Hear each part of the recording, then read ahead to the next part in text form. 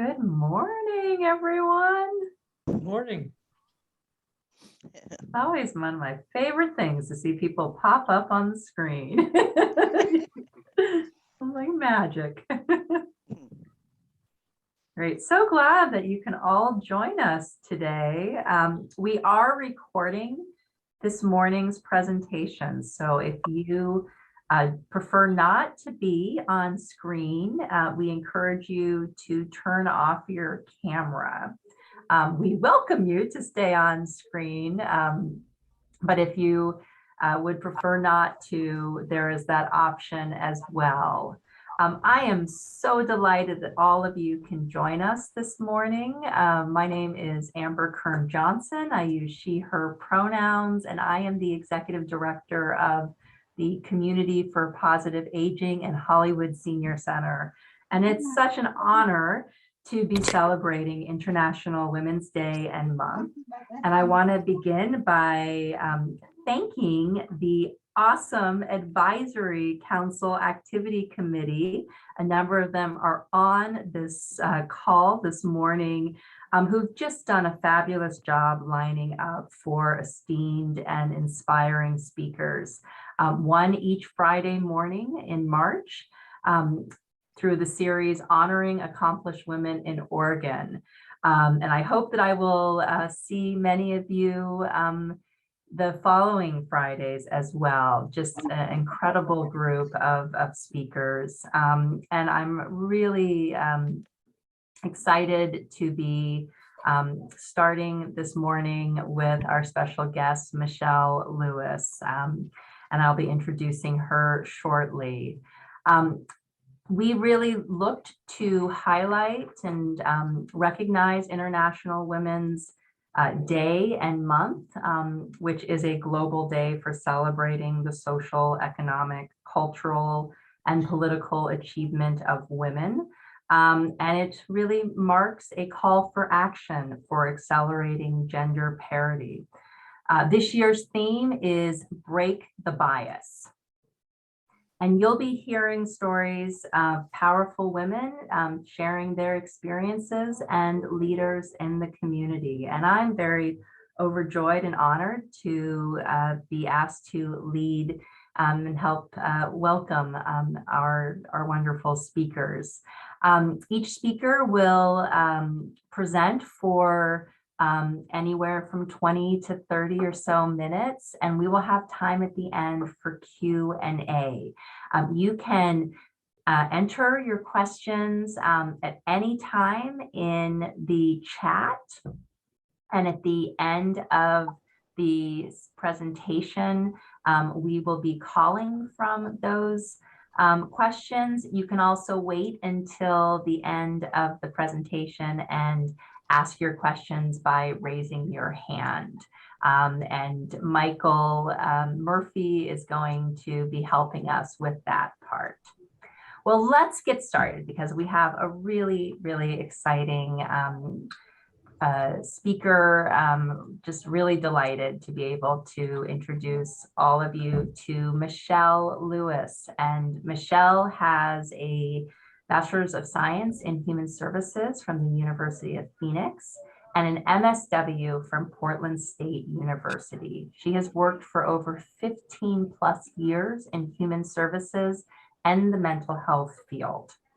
She's a holistic Afrocentric wellness practitioner providing culturally specific mental health services to the African American community.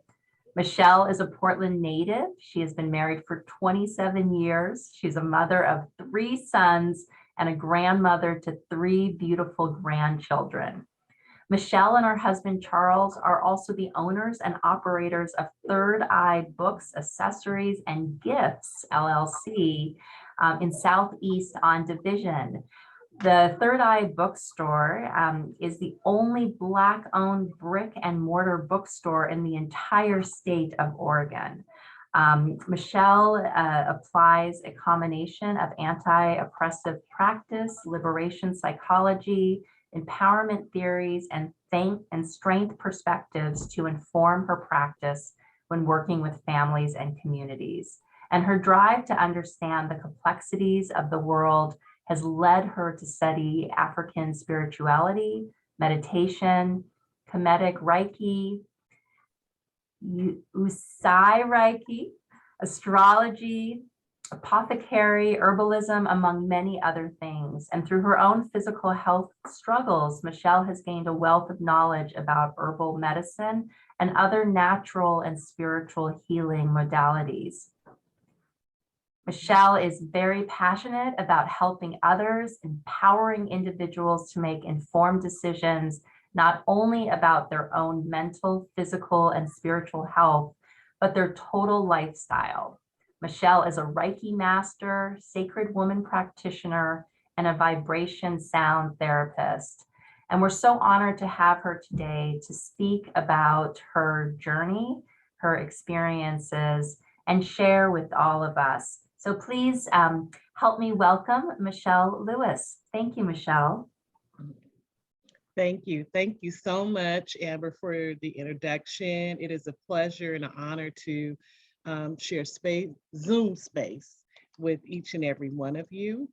And so I just, first of all, I want to, my mother, some of y'all may know my mother-in-law, Betty Hannah, who loves the center and often talks about her work there. So I am so appreciative that she has that space to connect with people there. And so want to make sure that I let y'all know that how important that program is to her. And I want to open up with a quote. The quote is from Angela Davis, which is one of I've met her a few times, and a wonderful person that I've read many of her books. And she was one of the individuals that really got me really thinking about myself as a Black woman and how my power that comes with that, and not to minimize that. And so one of her quotes that I often remember is, "We have to talk about liberating minds as well as liberating society." And I think that's very timely right now, given all that we have going on in the world, in the planet, because from a spiritual perspective, I feel that we're just out of alignment. And until we are kind first with Geb, which we refer to as Mother Earth, and then kind and supportive with one another, then we'll be in this perpetual state of pain. And so it is my hope that at some point, many of our hearts and minds will be open to supporting and helping one another. We need it more so than now. So I just thought that was a wonderful quote to open up with. So as I am a social worker, to me, it was a calling for me. I often still get people that would ask me, why would you want to be a social worker? One, it don't pay anything, which, it doesn't. But I just always enjoyed helping people. My background started I worked in the private sector doing foreclosures and credit and collections, and I did not like it. It was what we might call it was a survival job, a way for me to support my family. And I'm also a veteran. I was in the military. I served for 4 years in the Navy. I was trained as a crypto tech. For those of you who may be familiar, if you're a veteran, and shout out to all my veterans online today, I decoded messages for the government. So every day I served during Desert Storm. So I would be picked up by military police and taken to a very private space, and I would decode the messages that were happening during wartime and make sure that the commander of the base had that information so they could know what was happening abroad with our service men and women. So and I was fairly, I was in my 20s, so I don't think at that time I really grasped the vastness of that type of job. And then I say that because there wasn't a lot of women involved at that time. And there wasn't a lot of people that looked like me. I always did very, very well in school. My parents were very, very clear, had very high expectations on me completing school. All of my siblings, I have 7 siblings, we all completed school. Some of us went to college, some of us went on and went, got jobs and raised families, but they really emphasized reading and they emphasized doing well in school. So I grew up in a home where nothing less was going to be tolerated at all. So I'm blessed for my parents that they instilled that in me. They are now ancestors. My mother transitioned and became an ancestor in 2012, and my father made his transition to ancestorship on March 24th, 2020. So, I was blessed to have them in my life and provide guidance and support for me. And so that's really when I started in the military and I got out, I went to school and learned some administrative work. But then I realized the administrative work I was doing, as I shared with you before, I got into credit and collections, and that was heavy on the body. I used to get pulled in all the time because people would call me about their homes and they couldn't make payments. And I would always want to talk to them and try to help them, figure out plans to keep their home. And they would always say, Michelle, that's not your job. Your job is to collect the money. And if you can't collect the money, then, that's problematic. And I had a friend that was a social worker, and my husband is a social worker as well. And I would always look at him, and he would come home, and he wouldn't be all stressed out and overwhelmed.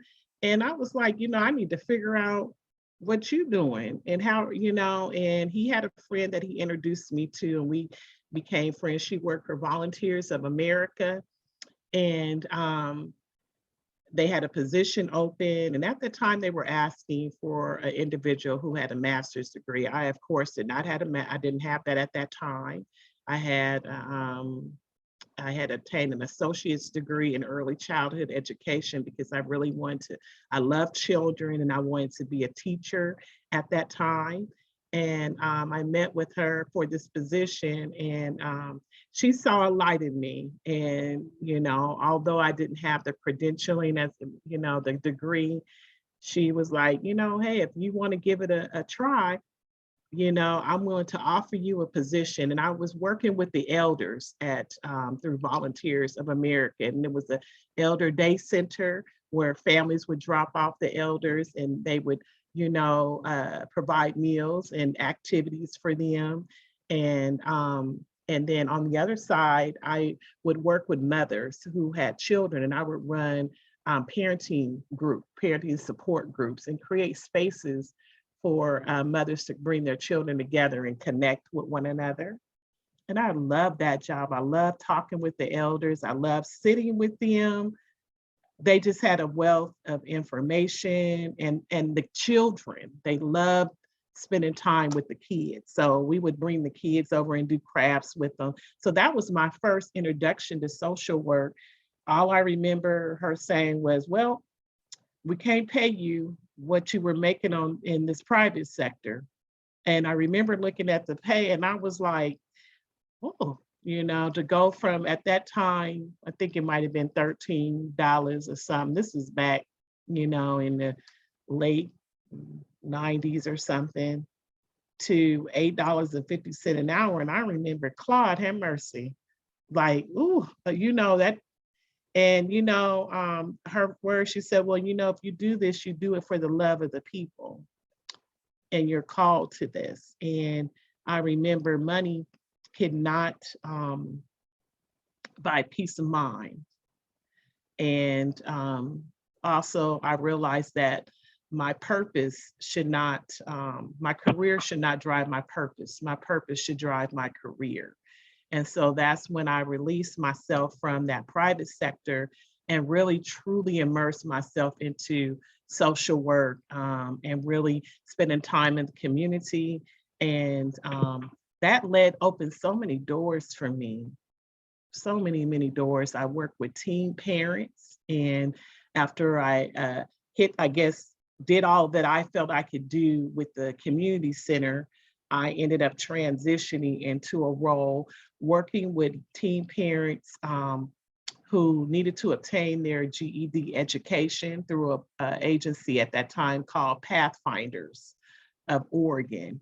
And they partnered with a program out in St. John's that had offered spaces for what they call at-risk families that were coming into the child welfare system, and also who had been involved in the criminal justice system, or I like to say, let me back that up, justice involved families. And I loved it. I worked in the evening time. We provided meals for these young people. And I created at that time, because the young folks were having a difficult time coming to school because they had no place to for childcare. And it was really important for them to obtain their GED. So what I did was, there was a room that had a bunch of junk in it, and I went to the program director and I said, hey, if we get some of the students to clean out the room, can we turn this into a daycare center? And then I'll work some extra hours to, since my background was in early childhood at that time, I said, I'll be willing to come in a few extra hours and help watch the children while the young people be in class and get their GED. And she was like, sure, no problem. So me and the students got together, cleaned the room out. We raised some money to get some furniture for the babies. And then we realized, oh, well, at some point, money needed to be paid for that space. And so I went to the state of Oregon and linked up with the TANF worker and said, we got a group of students who need help with childcare, and can we create some type of connection where you're their assigned worker for the program? And she was open to that. And that created a space for funding to come in, because each student, if they qualified, got, I think they call it CDCR or ERDC or something like that.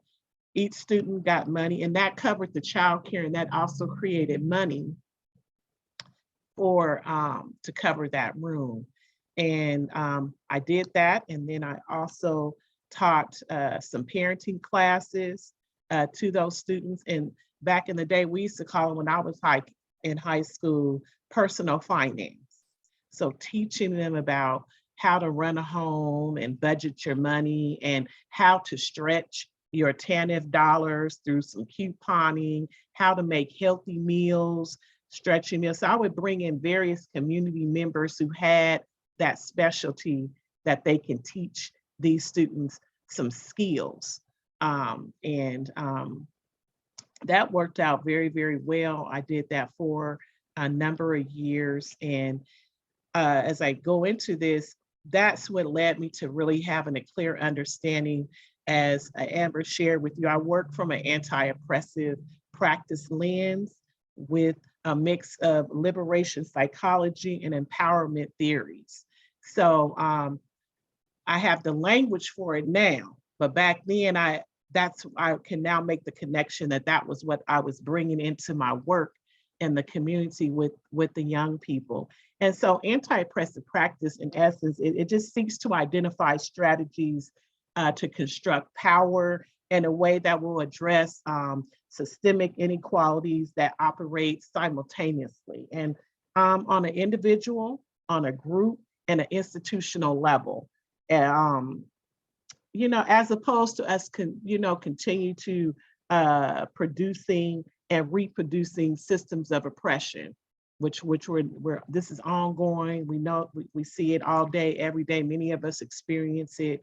And so I want to empower the service users, and also work in partnership with the people that come seek services from me, as well as community providers. It's about what can we do holistically to work collectively together to support and uplift this family, these families that we come in contact with, and respect, here it is, clients' right to self-determination. that they have the ability to, one, heal themselves and to make informed decisions.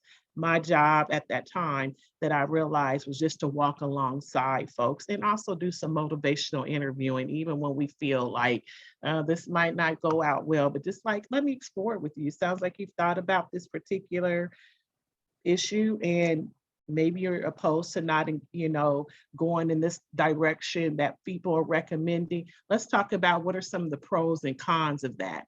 And once they explore it, my job is, okay, to step back and not to say, I told you so. But if they're willing to come back and say, I tried that and it didn't work out well, what did you learn from that experience? And what will you do differently next time?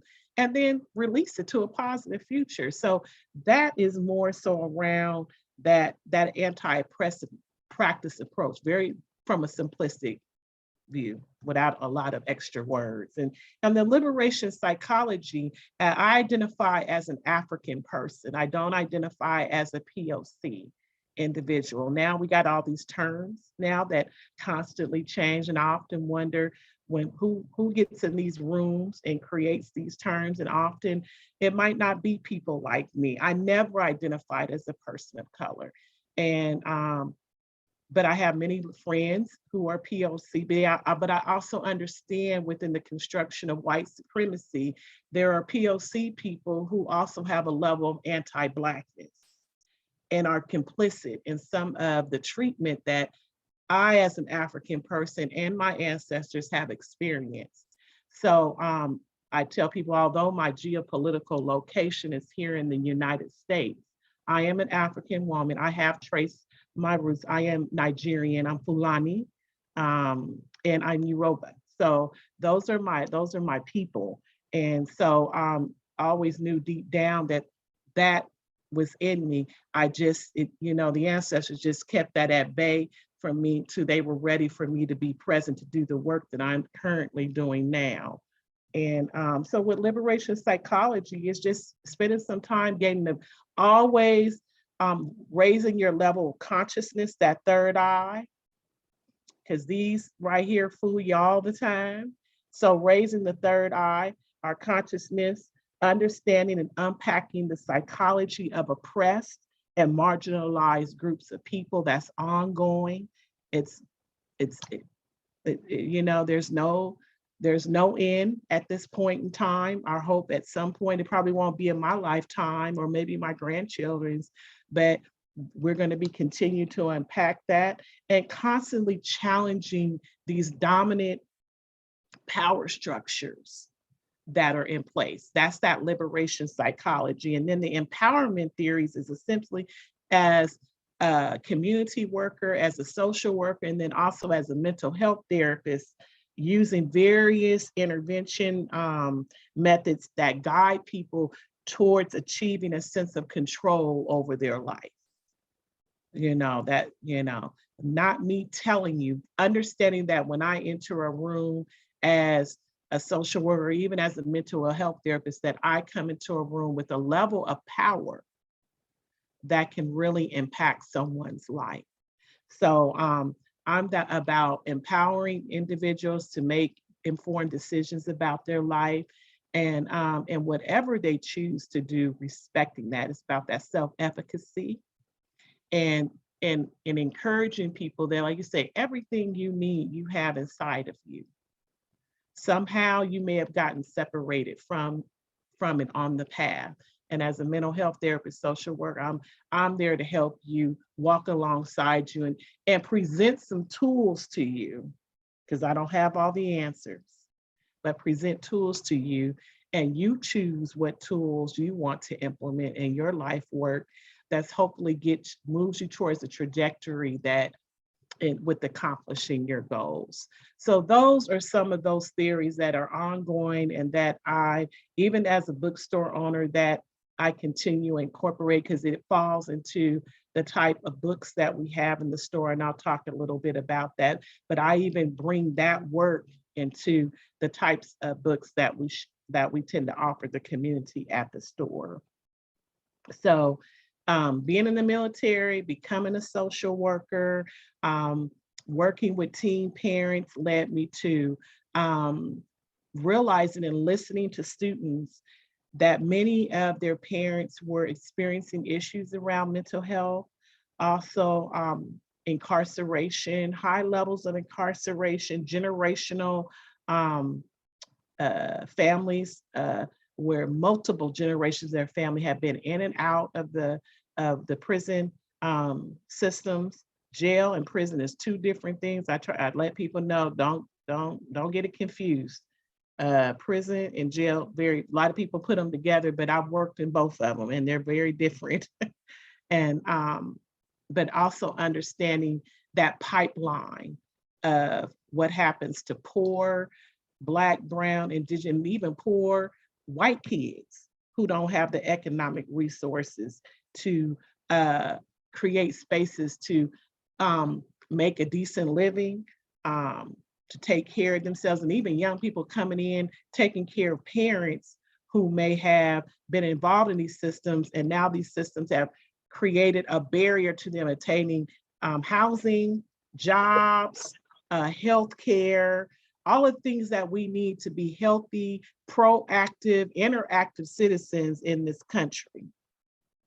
And it comes back to these children who were 14, 15, 16 years old with kids themselves, now having to grow up and work jobs to take care of their adults because these systems are now a barrier. You know, they can't, I'm a felon, I can't get a job. You know, I can't find work because now I've been labeled, you know, with this tag, even though I might have did my time, been released, not committed any more crimes or anything like that. I still can't find a way to sustain myself. So I was working with young people who had to grow up very, very quickly, raise their children, plus become take on the financial responsibilities that adults twice their age didn't have the capability of doing, not most often not because they didn't want to, but because the systems that were involved were preventing them from doing that. So I realized that, wow, I'm hearing from my students that their parents are in prison. They haven't seen them. They are worried and concerned about their health and welfare while they're in these institutions. And so a colleague of mine in the program at that time started doing a study and realized that there wasn't a parenting program available for these parents. And most often, if children were removed, because some of the students I was teaching at that time were involved in foster care. And one of the requirements for foster care, most often for a parent to complete, is a parenting education program. But what we learned was this is a very unique population when you're a justice involved individual. And there was no parenting classes that kind of address those unique issues that those families go through when you have a family member that's incarcerated and the trauma that takes place. So we begin to work with Oregon Social Learning Center, and for 5 years, we had constructed a parenting program called Parenting Inside Out that is in now several countries now. And we conducted a 5-year longitudinal study. And I ended up working with, her name is Tracy Schiffman, a very dear friend of mine, who was a curriculum designer. And we did a lot of research, and we constructed a Parenting Inside Out program, PIO. And we went all around the state doing trainings and conducting parenting classes for justice involved families. And the program was phenomenal. And that was my first introduction into curriculum design and facilitating groups. And I loved it. Then they were like, hey, we got to go take this into the prison. So we did that. So I worked for Oregon State Penitentiary for a number of years, Columbia River Correctional Institute, and Coffee Creek. So I did PIO, teaching these parenting classes, working with moms and dads in those courses.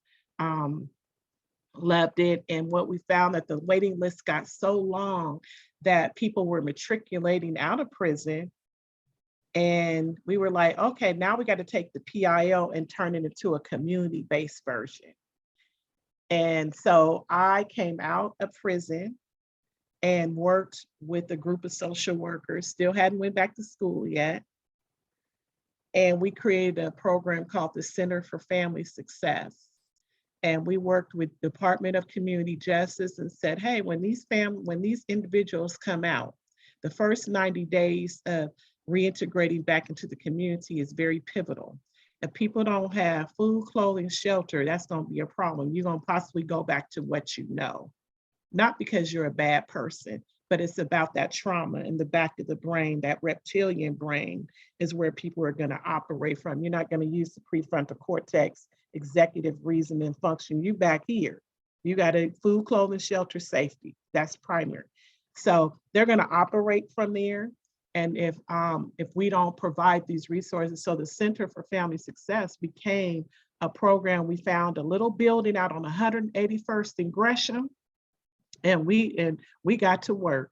And when mothers and fathers would and people don't know, when you get out of prison, you get an ID card, not an organ ID. You get your prison ID. So where you gonna go show that at?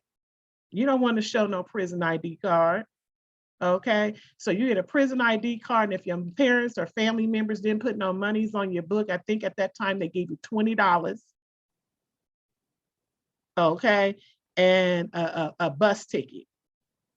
Okay, so that's really what people was getting. So we would make arrangements to pick people up, working with their PO, probation officers. We would have bags of clothes, toothbrushes, socks, coats, things that they needed so that they can go into the houses that they had to, when you get paroled, usually you have to go into a house and stay there for a number of weeks or months.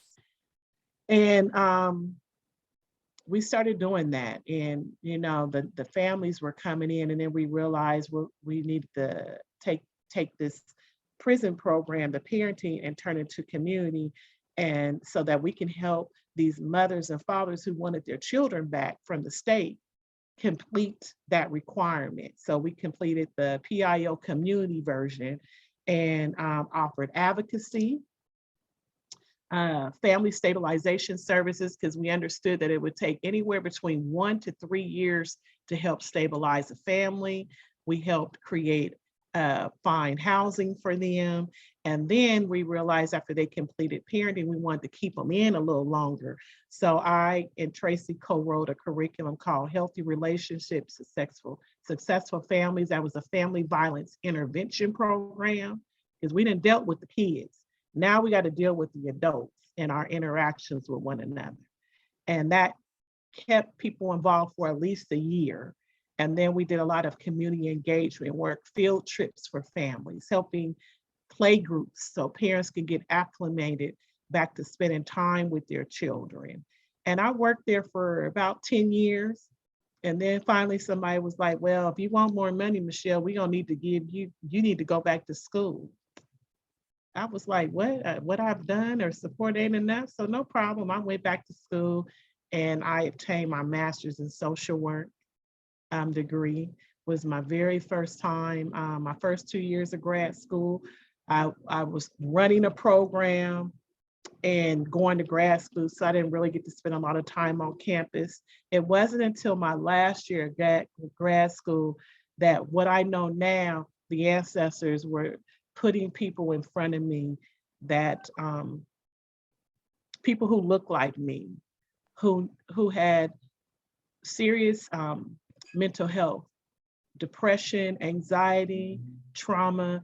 But what I would often hear when I was working at the center and Black and brown folk were being mandated to do mental health, they weren't open to going because there was nobody that looked like them.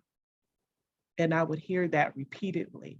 So the ancestors was like, this is your charge. You got to understand the assignment and get your ego out the way, which is, to me, what I've been taught, the ego is edging the God out in you. And so once I got my ego out the way and my fear that, I was like, who am I to be counsel somebody? I got my own stuff to unpack. But I was told by elders in the community that, the Most High is not going to send you anybody that don't need to be in front of you. And so once I accepted that assignment my last year, I interned for OHSU Abel Gordley Center for Healing. And that was the first job I ever had where I saw Black psychiatrists and Black mental health therapists. And for the first time in my whole entire life, it was the very first job where I wasn't the only one, and what that meant to me, where I got to really show up and be myself. I didn't have to monitor how I talk, how I move. I just was like, oh, is this what this feels like, to work in a place where you're seeing a reflection of me. And so my title as an Afrocentric practitioner, that was the very first job I ever saw where that was the title. I remember looking at I took pictures of it, seeing that on my door. Like, wow, like somebody approved this title? Like, really? We can have this title? And so hence the Afrocentric, I took pride in that. And everybody that I saw looked like me. African-American, BIPOC community members are a very underserved population here in the state of Oregon. There is not a lot of Black and Brown mental health therapists, male, female, or members of the LGBTQ plus community, okay? So we're in high demand, and I stayed busy, but it was such an honor to share space with my people. It was such an honor to see people come in and feel safe enough to talk about the racism, the ongoing racism and oppression that they have been experiencing, and not be looked at like you're being paranoid. And to unpack the internalized oppression that we all continue to carry. And part of my job as an Afrocentric practitioner is to have clear knowledge about my history, our history at pre-slavery. Okay, so that if my clients at that time were open, know thyself. When you know thyself, you can heal thyself. So many of my clients are very open to learning about that aspect of that, because when you know who you are and you're not what your oppressor paints of you or writes about you, it's something about that just makes you feel strong. It gives you an armor, and that's the armor I have on. And I used to tell my clients, I am unapologetically and unashamedly Black and proud, and there's nothing wrong with that. And we have to be very clear that it's okay to speak that out loud. Any other culture does that, and the hope is we don't admonish them. So we have to be okay to step into our power. And so I incorporated that in terms of therapy work. But that is all that I saw. Also, experienced people not being happy that the clinic offered a culturally specific service. So sometimes I would get crazy calls from folks, but I would release them to a positive future and realize that, hurt people or try to attempt to hurt people. But I practiced privately. I had a private practice with a colleague. And then I worked at OHSU for about 9 years. Loved every minute of it, running groups. I ran a trauma-informed group called TRIM, which is Trauma Recovery Empowerment, because as a mental health therapist, it's also important for us to work from a trauma-informed lens. And so I ran culturally specific groups, trauma groups for Black women, and incorporated a lot of our history and spiritual information, African-centered spiritual information. I incorporated that into our treatment. And to see individuals make such a dramatic change once they had access to that information was really empowering. So I did that, and then I realized it started taking a toll on my body. carrying the trauma of my people, really, I didn't realize at the time that we are all energetic beings and we exchange energy with one another. And that when people were coming into my space, a lot of stuff was left behind. And it really had a tremendous impact on my body. And also, I started realizing that as management changed,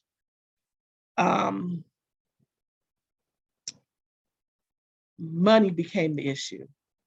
Okay, it's a sick care system for a reason, and I no longer felt comfortable in working in a place where profit was overpaying.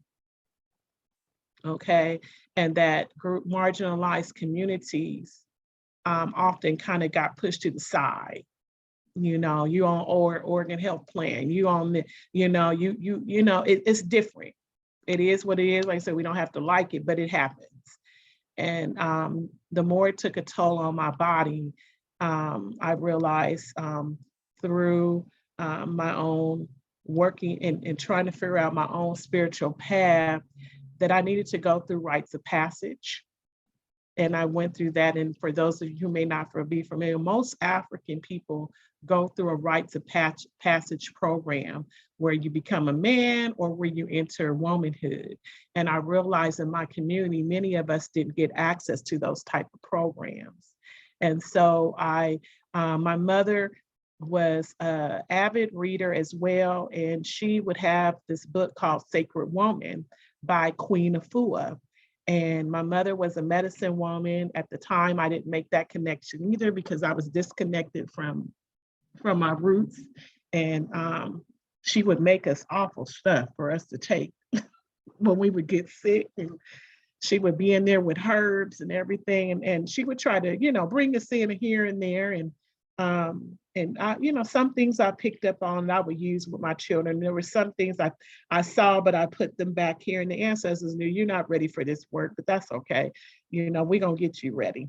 And I realized at the time when my mother transitioned, I was packing up her things and I found the Sacred Woman manual.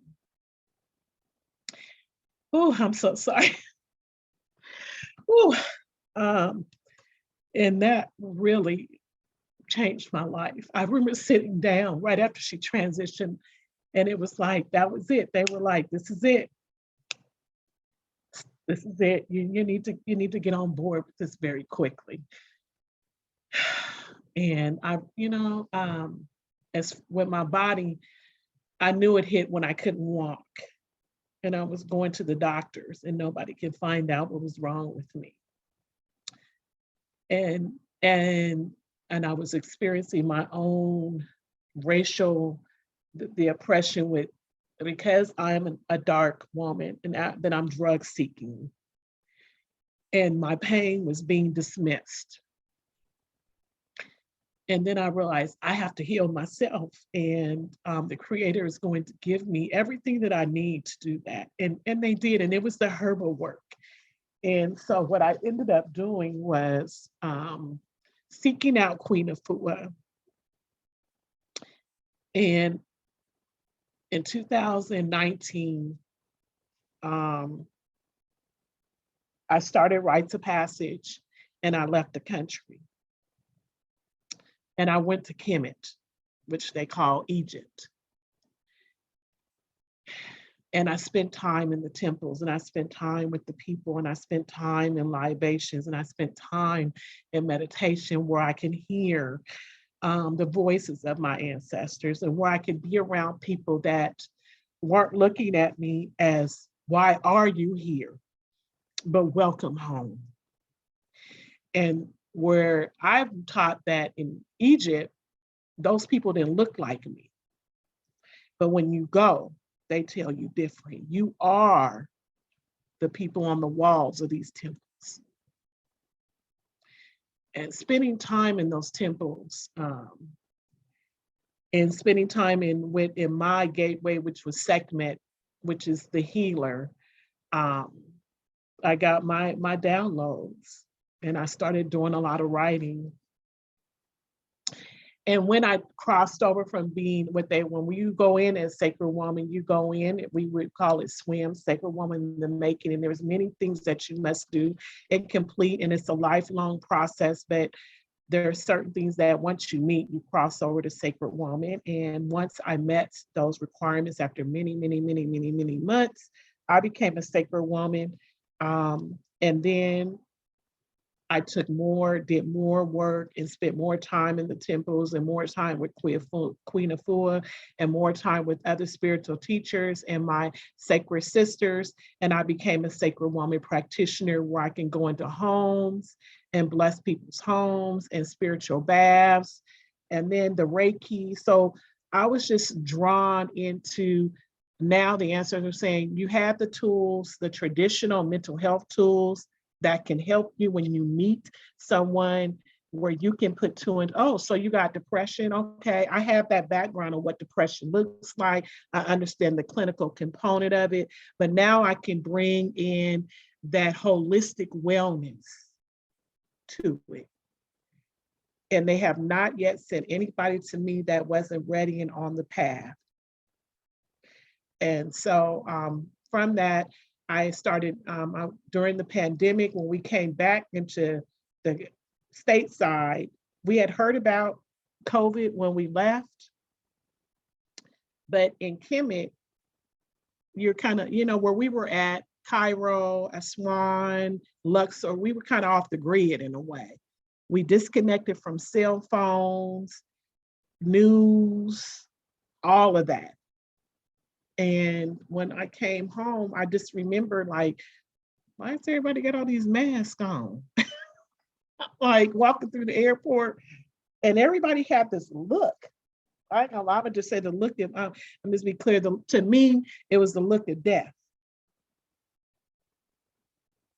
And I remember getting an Uber and I saw nobody outside. I saw no cars on the freeway. And me and my husband was talking. And I said, what? What is going on? The freeway, there is nobody out. And the Uber driver said, do you mind me asking, where did you come from? And I said, oh, we were in Egypt. He said, well, they don't have COVID in Egypt. And I was like, well, we had heard about it when we kind of took off. He said, well, they haven't shut nothing down. And I said, nope. He said, well, we shut down here. And I was like, what do you mean we shut down? He said, well, we can't go anywhere unless, you got to go to the store. And he said, man, watch the news when you get home. Because I hadn't watched the news, in so long. And when I got home, I was devastated to see the numbers and to see all that was happening. I said, oh, we've done it now. Mother Earth is mad and upset with us. And she gonna set us all down till we all get it together and figure this out. And it's going to go across all socioeconomic statuses, all across race, everything. Okay, because death does not discriminate. But what it did do was bring out more disparities, which was even sad in the time of a pandemic, where we all should be coming together to make sure we all healthy, wealthy, well, and have access to everything we need to sustain ourselves. And yet, once again, disparities, systemic oppression, and racism crept in during a global pandemic. And I had to sit with that. We all had to sit with that at home and watch it. For some of us, I tried to stay away from that tell-lie. I call it the tell-lie vision. And I immediately when we ran out of, hand sanitizer, and everybody was upset, and I made hand sanitizers for the community. So I went to herbalism school, started immersing myself in that and making the medicines to heal myself, upper respiratory work, giving tinctures for the community. And I did that. And so I also, to get my body right, I was recommended to go see a vibrational sound therapist. I didn't really trust anybody who didn't look like me to work on my body at the time, given the context of what we were witnessing here. And I remember she told me, she says, oh my goodness, you're carrying all this trauma, other people's traumas in your body. And that was, I don't know why that didn't hit I didn't make that connection. But I think I was so immersed in my own pain. And the first time I had a vibrational sound therapy, I just remember, oh my goodness. And I went for about 6 months. I was literally walking with a cane. That's how bad it was. And that's what got me back to where I can walk freely without a cane. And she said, I'm tired. And she was an elder. And she said, I need help. And would you be willing to take the trainings to become a vibrational sound therapist so that we can continue offering these services to our community, as well as other people who need the help? And I said, yes, ma'am. She's 78 years old. And so was me. She said, I'm tired. And I need somebody to step in. So me and my friend Javelin, she's a mental health therapist. We took on the charge, and I did the work and became a vibrational sound therapist, which I offer to the community as well. And then that led to the bookstore. We are the only Black-owned bookstore, as Amanda shared, in the state of Oregon. There has not been another Black-owned brick and mortar bookstore since Reflections, which closed their doors in 2012. I spent many hours there building up my Trueberry, and I had a very difficult time finding Black children's books when I was homeschooling my kids. My mother, Betty Hannah, would send plenty of books from back east because she couldn't believe we couldn't find them down here. I said, you can find them here and there, but it just wasn't enough. And so me and my husband decided, we have retirement. When you transition, you can't take none of this stuff with you. I had to realize you can't take none of it with you. You can leave it to people, and that's great, but let's make it count now. As the elders say, give me my roses while I'm here. So this was my mesh connect. My sacred purpose was Third Eye Books, accessories, and gifts. I have a love of t-shirts. I love earrings, anything that empower and uplift me as an African person. But I realized there was not a lot of stores around here locally that had things that were a reflection of me. So I have a t-shirt on that says Black Women of the Future. So things like that you couldn't find here. You had to go to Oakland. You had to go to places that were more diverse to find them. I wear the Ankh, which is the sign of life, the feet, the womb, the fallopian tubes, and the birth canal. And you see that constantly being exchanged in Kemet, what they call Egypt, because it's the perpetuation, the honoring, and the respect of all life, of all human beings. Okay, so me and my husband created the bookstore, and we had, we'd had no knowledge. We had a mentor that gave us a conference room that believed in what we were doing and said, here you go. And we worked with some other Black and brown brothers and sisters who were starting their own business. And because we believe in reciprocity and nothing is free, and this brother also was a social worker who had space, we had to pay him. We was like, we want to pay you, for your space. And we did that. And then COVID shut everything down. We had to switch online. I'm not a techie person.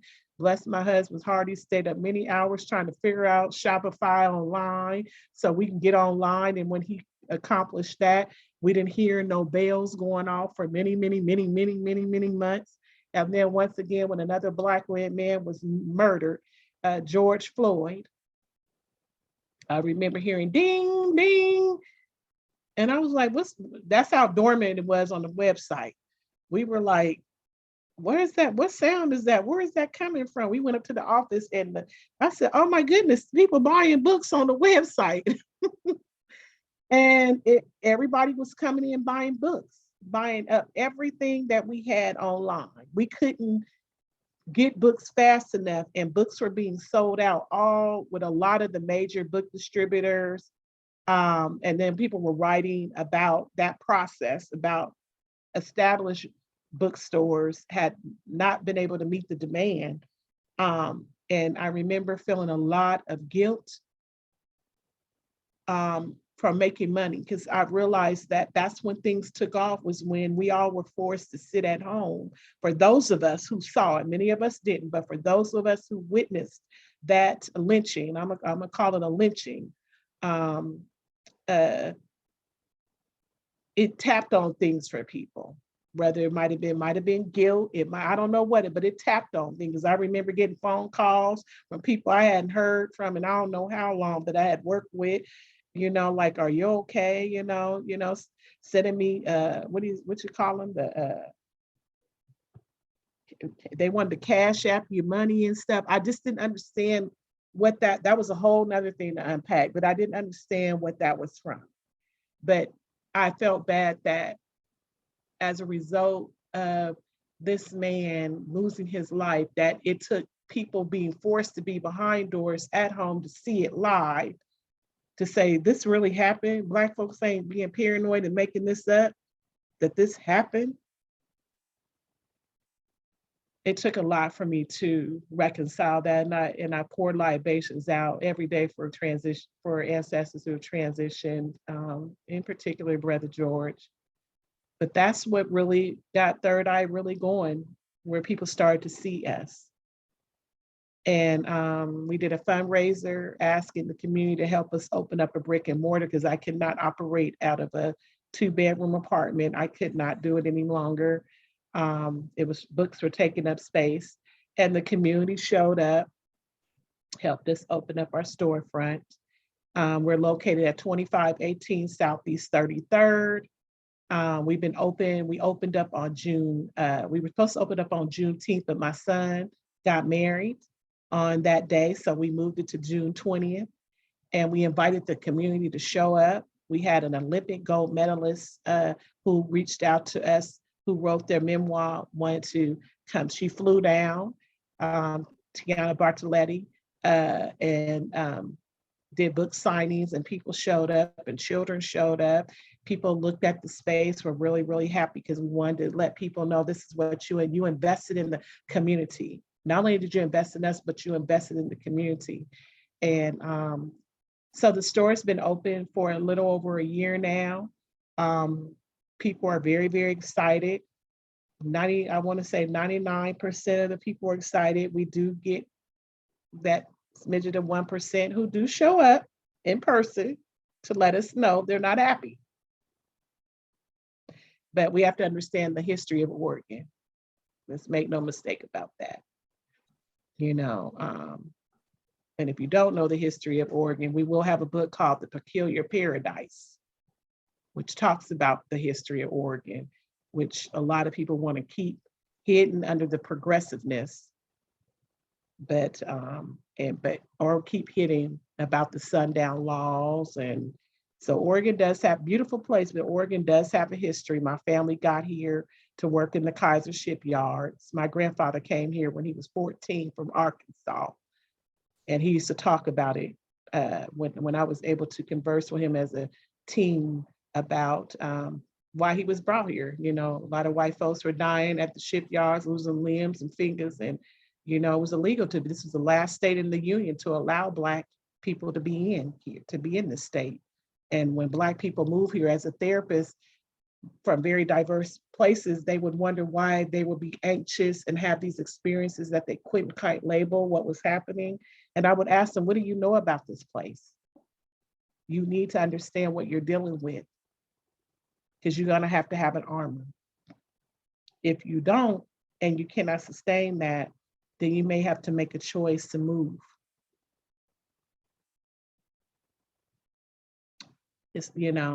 So the bookstore is a place of connection for people, community. We love bringing folks in, but we do center books that are written by Black, Brown, and Indigenous people. And when people come in who don't look like me and say, are you only going to sell Black books? I tell them, go to Pals and go to Barnes and Nobles and the other white-owned bookstore that might be here, and ask them, are they only going to sell white books? Because that's a crazy question to come in, because I shop at Pals, I've shopped at Broadway Books, I've shopped way before we had Third Eye, I shopped at those places, and I got if I got what I needed, great. If I didn't have what they needed and they were able to obtain it, wonderful. I was supporting small local businesses because that's what I wanted to do. And I never went in and asked them, why don't you have enough Black books? Why? It was like, hey, I'm in Oregon, I understand, let's move on. And when what they say, when Shirley Chisholm said, you know, uh, bring your own chair and build a table, we built a table. And if folk want to come in and support us, wonderful. For those who feel some sort of way, they're books. They're not going to hurt you. They don't bite you. But understand they empower people. And the fear is that if Black, Brown, Indigenous people come together like a mighty fist, that we may do to oppressors what have done to us. But that could already be done. The books say, we could do, it's the humanity. You have to have humanity. I don't care who you are. You have to have humanity. If you can harm someone based on the color of their skin, being a man, woman, or transgender, whatever, you've lost humanity. I don't care who you are. You've lost humanity. And that's that. So it's the humanity in us that don't allow us to do mass killings and lynchings and murders of people who don't look like us. We understand that doesn't get us anywhere. So, that's my story. I know that's a lot. And excuse me. Well, Michelle, 1 hour is not enough time. And I wish that we had more time, and I hope that those on the call will stay on for a little Q&A if you have the time. Absolutely. I believe I speak for everyone in just thanking you so much for sharing part of your journey, your wisdom, your truth, your power, and your purpose in this space with us this morning. I have learned so much, and I think back to early on in this, as you began speaking about purpose should drive your career, and that is so clear that that's been a driving force for you, and that purpose has resulted in significant, impact and change. And when I'm thinking about the title of our International Women's Day and Month, Breaking the Bias, I really see how you have been working to break the bias, be it gender, race, mental health, for many, many decades. And you're so, so grateful for your presence and the work that you do. I would like to open it up to a few questions.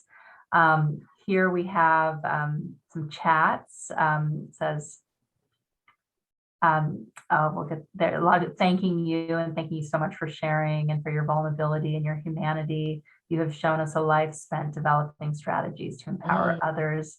Thank you for being empowered, for seeking your purpose, and for making so many positive differences.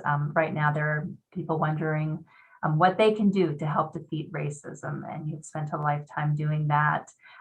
Because you are a book owner, one of the questions that many of us have is, do you have books in your store to help us learn more about the hidden Oregon history around racism?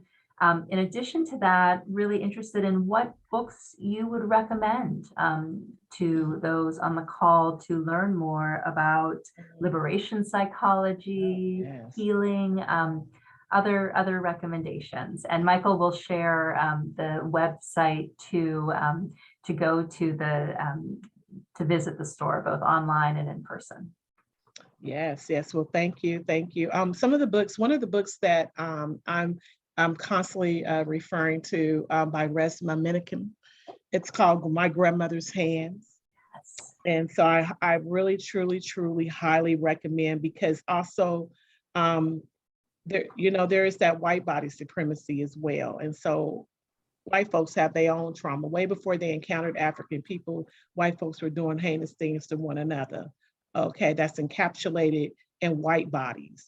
So he speaks to that as well, but also gives some tools, some somatic tools to kind of help heal yourself. Because I think before you reach out to help anybody else, you got to be doing work on yourself. You really have to do. And this work is very uncomfortable and it comes with a cost. You got to ask yourself, what are you willing to lose? Okay. So I say, my grandmother's hands is wonderful to start off with. I know Dr. D'Angelo has 2, White Fragility, which I recommend as well. She also has Nice Racism, which is another book. That's her newest one. So those are a few. There's so many. I know Resma does have a new one coming out in May called The Quaking of America, which gives even more strategic tools that you can begin to implement in terms of somatic abolitionism. And so that'll be out in May. We definitely will have that. So those are some that I would recommend. And yes, we do have books that talk, like I said, the Peculiar Paradise, the writer of that book comes into our store frequently. And how I met her was, I was just talking to her about this book called The Peculiar Paradise and how I was introduced to it when I was taking African American Studies at PCC. And I told her how that changed my life, having an understanding of this climate. And then she let me know she was the author. and that book was, she was getting a lot of death threats and all kind of crazy stuff behind that book. And a lot of people didn't want it. So it went off print. Now, when you go on places like, I'm not a huge supporter of Amazon, but I'm not knocking those who do. You got to do what you got to do. But you go on Amazon looking for that book now, it's like $200-300, if not more, because it's a wonderful book. However, she finally, Oregon State University is going to be printing that book again, and that author will have it exclusively at our store. So that is one book that I recommend for everyone to have in their Trueberry or library.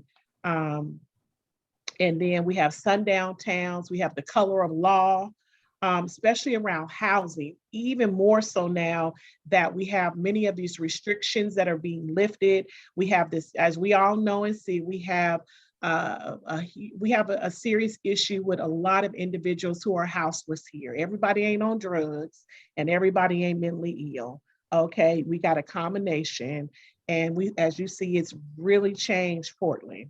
Okay, and so we look at the color of law and the covenants and things that have been imposed historically that prevented people from obtaining housing. That's another book that I would recommend. But yes, we do have books in the store that you, and if whatever, our store is about 600 square feet, so we can't have thousands of books, but if we don't have something and there's a particular title of interest, then we look it up to see where it's available. And because we have beautiful Powell's Bookstore now there, because they're the reason why we have a warehouse down in Roseburg, Oregon. But locally, bookstores will pull from there if they don't have a particular title in their store. We'll look for that, pull from that warehouse if it's available there. And then we have other warehouses across the country that we'll pull from. That is wonderful. We have a couple. I see Tom's hand is up. There is someone who wants to know about kids' book to celebrate the joys of Trinidad. Also sound therapy, some interest on wanting to know more about that. And it looks like if you can sign up for a mailing list if you go to the website, so that people then could stay informed about special speakers and readers. Okay. Yes. Great. We do have children's books. We have a beautiful children's book section. So yes, we make sure if now children's books on specifically Trinidad, we do have some books around, books on Black and brown children from various countries. I can't pull up the titles right now in my head, but I'll encourage you, if you're able to come and visit the store, you won't be disappointed with the children's book section. If you know of a particular title that you want and you don't find it there, all you have to do is just check in with me and my husband. If you got the title and author, we'll look it up for you. We'll be happy to order it. We keep our shipping very, very reasonable. Usually shipping is about $5.50. If you go online and you buy 10 books from us, you're going to pay $5.50. Because we want people to have access to the books. We want to try to eliminate as many barriers as possible. And we only raise shipping when I think since we've had the store, we've only raised shipping, I think maybe one time. Because we understand the economic challenges that we're all facing. As a bookstore owner, we ain't rich. We do this, like I said, it's for the love of the people. And because we want to share information with individuals. The vibrational sound therapy, we are now expanding Third Eye because our logo is mind, body, and soul. So there is Third Eye Holistic Wellness. I'm almost finished putting that together. I found a spot over at the Everett House. They do acupuncture, massage. They have a spa there, and I'm connected with a friend of mine. I'm going to be sharing space with her to provide the vibrational sound therapy, where I use weighted Tibetan bowls that go on the body. So these are not the kind of bowls that you buy on Amazon, or these are weighted. They're constructed specifically to be put on the body. And when people who have a lot of trauma, I typically don't start on the body. I place bowls around them so the individual can be on the floor. Great. If not on the table, I might just start with one bowl at the bottom of the foot before I start placing them on the body. And we just work our way up through your sessions. But I'm going to have that up and running on the website as soon as the brochures come in. And there's a couple other things that I have to do with the space between my friend and it's just me and my husband. We do everything. We the shippers, the receivers, the packers, we don't have any staff. It's just me and him. And so I have to be very clear about what I do and how I do it. And then also taking care of my own body, that I'm not just trying to get things going. So, because I noticed the older I've gotten, I'm not like, I feel it in my body. Let me just say that, if that makes sense. We can all relate to that. Tom has been very patient. I'd like to welcome you to the first session of the Women's History Month program. We all, I think, agree that education is, in general, bookstores in particular, but libraries, schools, and education generally are significant for the advancement of humanity, which you and I are still on the same page, I think. Are you familiar with, before I ask my question, are you familiar with Theodore Allen's 2-volume work called The Invention of the White Race? That would be a good addition to your bookstore. It's in paperback. Okay. He's a scholar. The first volume is about how it evolved in North America. And the second volume is basically around the Caribbean and its relationship to North America. It's a very scholarly work, but it will advance anybody who goes through it. I mean, it'll advance your IQ on what we're dealing with today by easily 10 points. Oh, thank you for sharing that. I will look into that. And you said, what's his name? Theodore? Theodore Allen. Okay. Okay. The Invention of the White Race. You can find that on the web, so you can get all that details. Yes, now, definitely. The question I want to ask you is, what role do you foresee the Third Eye having on the contemporary issues of both cultural and political, because this is Women's History Month, of the oppression, the systemic oppression of women historically and culturally and today. Mhm. around two major questions, because the institutions of our nation, of our institutions of the United States, are gearing up for a backlash Mhm. or a white lash, however you want to refer it. Equal pay for equal work is one question, and women's equal reproductive rights. What role do you foresee or have or envision for the Third Eye Bookstore? So one of the things I see, once it's always, because we're a bookstore, is to have books and information available and accessible for people who want to further their learning around how they can be advocates or active participants in those movements, whether it be through protests, whether it be through, like I say, learning information from their readings to create groups and activities for people to come and be a part of, so they can decide their level of participation in these movements. So as a bookstore, I say having information available. We also, because our space is fairly small, we are open to people bring in flyers, they bring in other information that they want to, that can be disseminated to the community. So we're open for that too. I feel that's important, that we're just not like, oh, you only can come in here and buy books. We don't want none of this other stuff. No, we want to make sure that people have choices and options. So having information, if our goal at some point, right now we are doing a fundraiser. It is Third Eye Books Expansion Fund. And it's the phase 2, because commercial space is crazy out. It's a lot of money for commercial space. We are in a home that has been rezoned to commercial space. So the bookmobile will be utilized to do other community outreach efforts. So when people call us and say, hey, Michelle or Charles, can Third Eye come and do this event? Here we're going to be, so when the Black Lives Matter protests were happening, people were asking us to bend at various events and bring certain books so that people could have access to information. And we would show up to participate and bring books. And people say, can you make sure when you come, you have these type of books available? Because these are the books that the community members are asking for.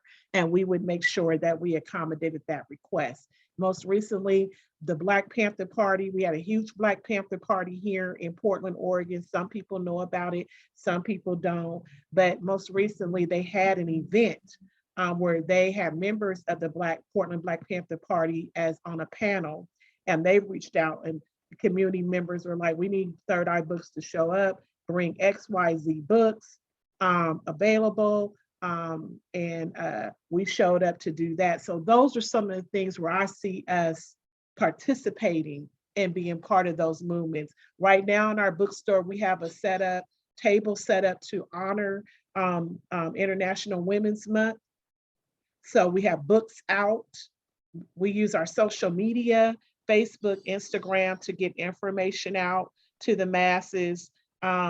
We bring in authors that we just said, somebody just came in yesterday and said, oh, you're a leftist bookstore, okay, whatever.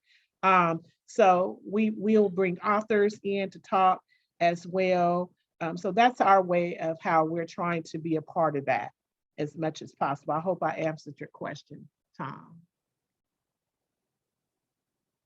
Wonderful. I think we have one more question. We have Babs Smith. Great to see you, Babs. It's been a while. Babs is longtime foot care nurse here at the Senior Center. Yes. And I appreciated what you shared about sitting with elders in your early time of working. It's an honor. Yes, it is. Yes, it is. So, and I think that you might have answered my question, because I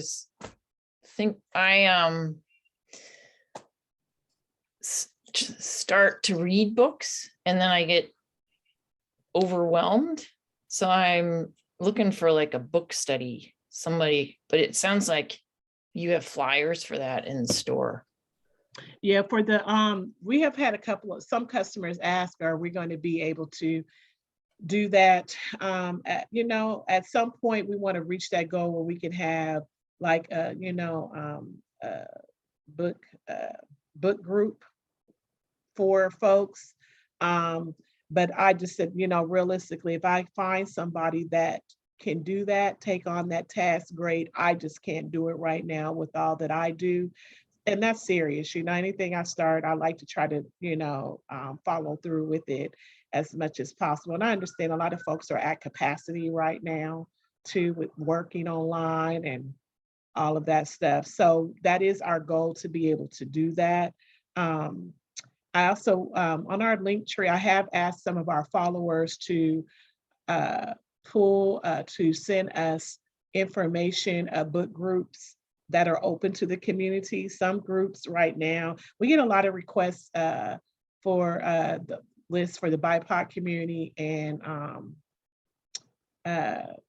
some groups are closed based on the type of book that they're reading, and they want the space where people can talk openly without being in their head and regarding, they don't want to be tone policed.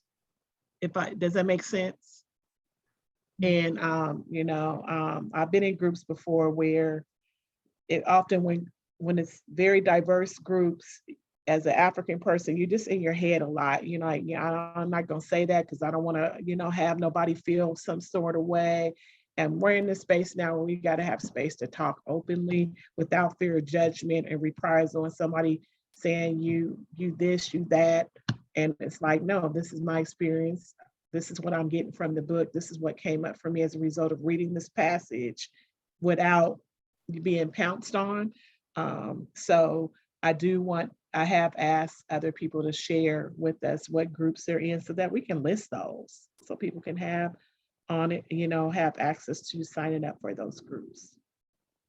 Yeah, as you were speaking, Michelle, and Babs as well, I was thinking that, I'd love to explore the possibility of ways that the Hollywood Senior Center Community for Positive Aging could partner and provide a space for a book group. We do have a book group that meets regularly, but one that would be more focused.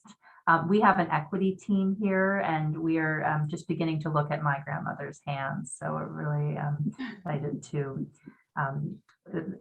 that book keeps coming up as recommendations. So it is like meant to be to begin to read.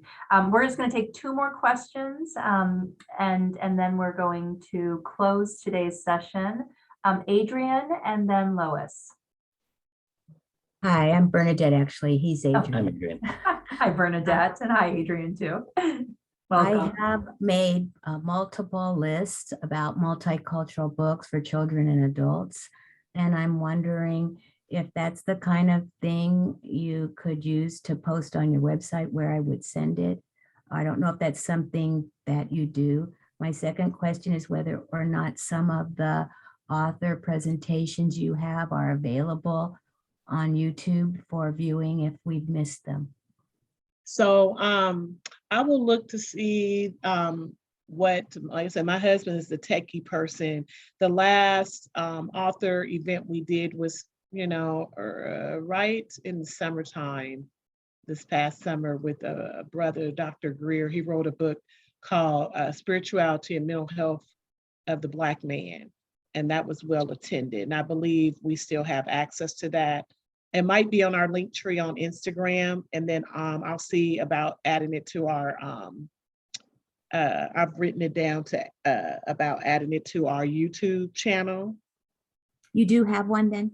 Yeah, we do have a YouTube channel. Thank you. And then as far as the list, the book list, yes, we'll be happy if you want to share the book list. You can, I'll type it in here. You can send the book list and we can add it to our link tree. I'm just gonna type it in. There you go. So you can send the list there. I'll be happy to share it on our link tree, and any books that we don't have from the list, if you're looking to have for your own library as well, like I said, on our website, and I put the website on there too, www.thirdeyebag.com. That we have, we created what we call a bulk order or special book request form.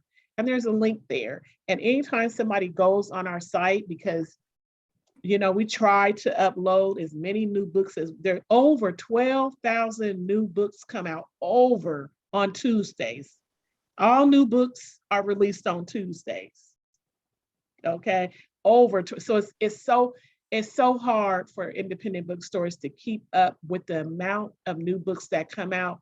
If you have a small staff, bigger chains like Amazon's and the even Pals or Barnes and Nobles, they have staff dedicated certain departments. So if it's lawns and garden work or whatever, they have departments that make sure that they order those books for that specific section.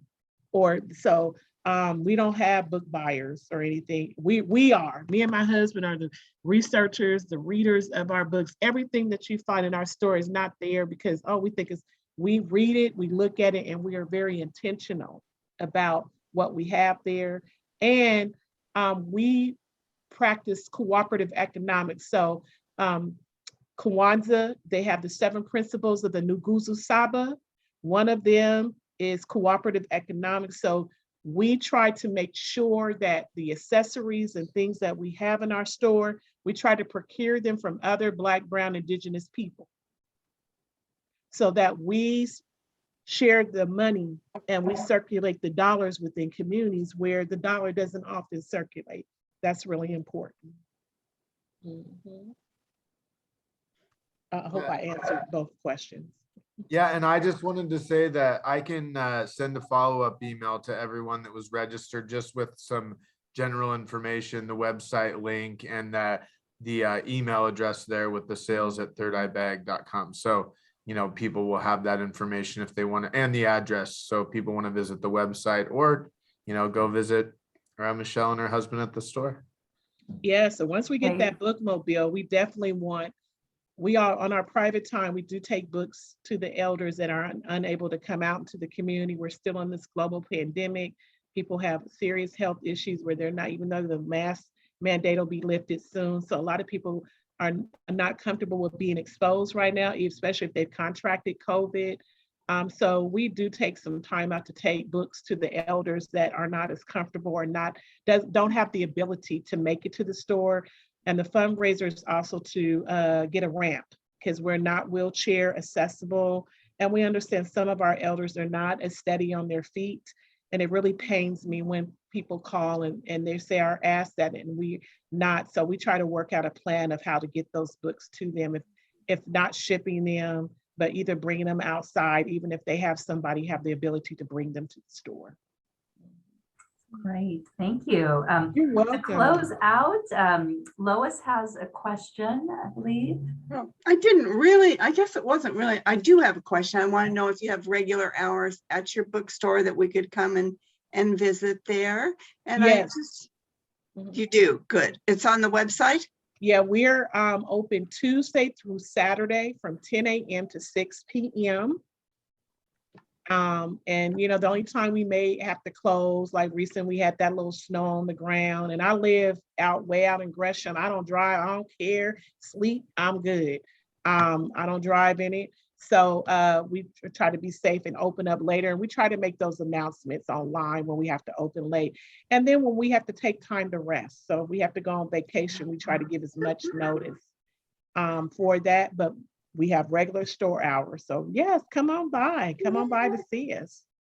Well, mostly I just want to say thank you for doing this. I am just feeling overwhelmed with like opening a new world almost of things that I want to learn, and particularly around the vibration sound therapy. That is just fascinating to me. And I liked Amber's suggestion that maybe somehow we could find a way for the community of positive aging to partner, and I sure hope you will come and visit the center. And absolutely, I'd love to do that. And I would love if the center is open and folks are ready. I'd be happy to come over there and do a group sound bath for y'all. I'll Would be be happy to do great. that. So Oh, y'all just reach out to me and let me know whatever arrangements we can make. And you don't have to be lying down on the floor. You can be in your chair. And I'd be happy to come and do that for y'all. oh, that would be wonderful. Well, we really look forward to continuing to collaborate with you. Thank you so much, You're Michelle, welcome. for sharing with us this morning. It was such a moving, enlightening, powerful presentation. One of the individuals said that you are grand, and that is very true. What a wonderful way for us to begin this month of speaker series. And I hope that all of you will join me next week. We'll be right back with Representative Tana Sanchez, who is the Oregon State Representative and Director of Family Services at NAIA. Michelle, thank you so much. I look forward to visiting your bookstore soon, as well as seeing you at the Senior Center Community for Positive Aging. Thank you, everyone, for You're joining today. welcome.